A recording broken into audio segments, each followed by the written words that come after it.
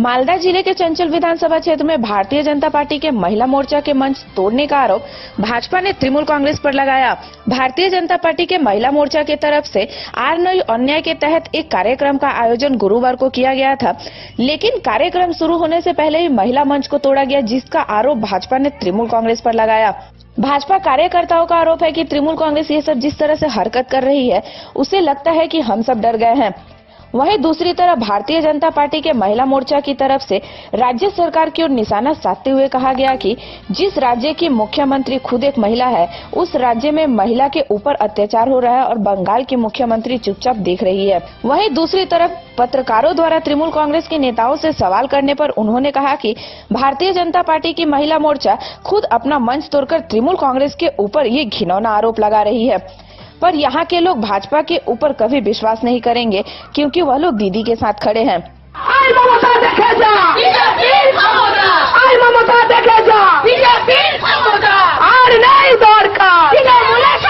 বিষয় হচ্ছে নারীদের যে অত্যাচার হচ্ছে, যে ধর্ষণ হচ্ছে, তার প্রতিবাদে মহিলা মুখ্যমন্ত্রী থাকা সত্ত্বেও তারা বিচার পাচ্ছেন।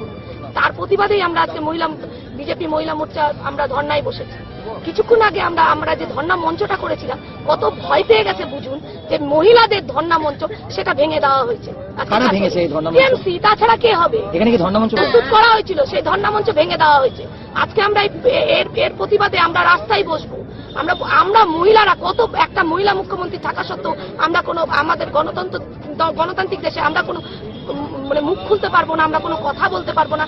কার কাছে যাবো আমরা, কাকে জানাবো? এগুলো একের পর এক অত্যাচার হয়ে যাচ্ছে আমাদের নারীদের উপর। তার জন্যই আমরা আজকে তার জন্য আমরা প্রতিবাদে ধর্ণা মঞ্চ করেছি, যে আমরা কিছুক্ষণ ধর্ণা মঞ্চে বসবো, আমাদের প্রতিভা, আমরা নিজেদের মনের ভাব প্রকাশ করব, জানাবো। সেটাও উনি করতে দিবেন না। উনার গুন্ডা বাহিনী, উনার ভাইরা যে মঞ্চ ভেঙে দিয়েছে, সই করবো। আমাদের এমপি আছেন এখানকার, তার সাথে আমরা যোগাযোগ করছি, তাকে জানাবো। আমরা এখানটাতে আমরা দরকার পড়ে আমরা পথ অবরোধ করবো। কিসের জন্য আমাদের মঞ্চ ভেঙে দেওয়া হলো?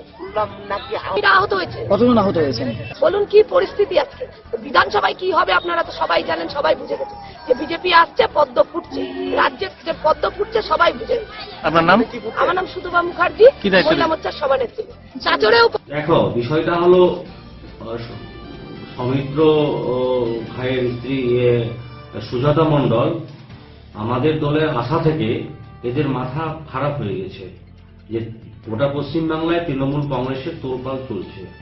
আর চাঁচলে বলবো আমি, চাঁচল 45 নম্বর বিধানসভার বিজেপির কোনো অস্তিত্ব নাই।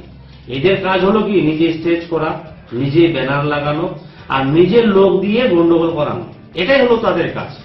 আর বিনা কারণে টিএমসিপির ছাত্র পরিষদের আমাদের তৃণমূল কংগ্রেসের নাম দিচ্ছে, এটা পুরো মিথ্যা কথা।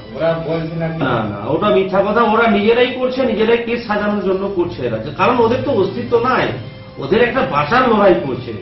কারণ আমাদের চাচল টিএমসিপির ছাত্ররা অনেক ভদ্র, খুব ভালোভাবে তারা রাজনৈতিকভাবে কাজ করে, তারা গণতান্ত্রিক পদ্ধতিতে কাজ করে, বিজেপির মতন না গুন্ডাবাজি করে। আজকে পশ্চিমবাংলায় আমাদের তৃণমূল কংগ্রেস আছে, মমতা বন্দ্যোপাধ্যায় বলে আজকে আমরা শান্তিতে বসবাস করছি। আজকে দেখুন, পশ্চিমবাংলার বাইরে যান, বিভিন্ন জায়গায় ধর্ষণ থেকে শুরু করে ইত্যাদি ইত্যাদি হচ্ছে, বিভিন্ন জায়গাতে হচ্ছে। মানুষের বিচার পাচ্ছে না, বিচার হচ্ছে না। পশ্চিমবাংলায় শান্তিতে আছে। আমি সর্বোপরি শেষে বলবো, চাঁচলে বিজেপির কোনো অস্তিত্ব নাই। এরা নিজেরাই নিজেকে গন্ডগোল লাগানোর চেষ্টা করছে, আর আমাদের ছেলেপেলেদের নাম দেওয়ার চেষ্টা করছে। সেটা তো বলবে তৃণমূলের পতন আছে কি, সেটা তো আমরা বুঝতে পারছি। কারণ তৃণমূল কংগ্রেস এবার মানুষ দুহাত তুলে ভোট দেবে, এটা আমি চ্যালেঞ্জ করে বলবো। কেউ যদি চ্যালেঞ্জ করে আমার সঙ্গে চ্যালেঞ্জ করুক, চাঁচল 45 নম্বর বিধানসভা এখানকে প্রার্থী যে হবে তাকে আমরা জিতিয়ে মৌসুম ম্যাডামের হাতে আমরা তুলে দেবো, দায়িত্ব নিয়ে বলতে পারছি। এই সুরক্ষা বিজেপি তো বলবে, কারণ যারা নারীকে ধর্ষণ করে, যারা সুরক্ষা দিতে পারছে না, তারা তো বলবে। আমাদের পশ্চিমবাংলায় আমাদের সেরকম ঘটনা আমাদের ঘটেনি। আমাদের একটা ঘটেছিল, তো সেখানে কি হলো, তাদের পানিশমেন্ট হয়েছে, তো পানিশমেন্ট হয়েছে। পশ্চিমবাংলায় আমাদের সেরকম ঘটনা ঘটেনি, আর ঘটবেও না মমতা বন্দ্যোপাধ্যায় যতদিন আমাদের থাকে।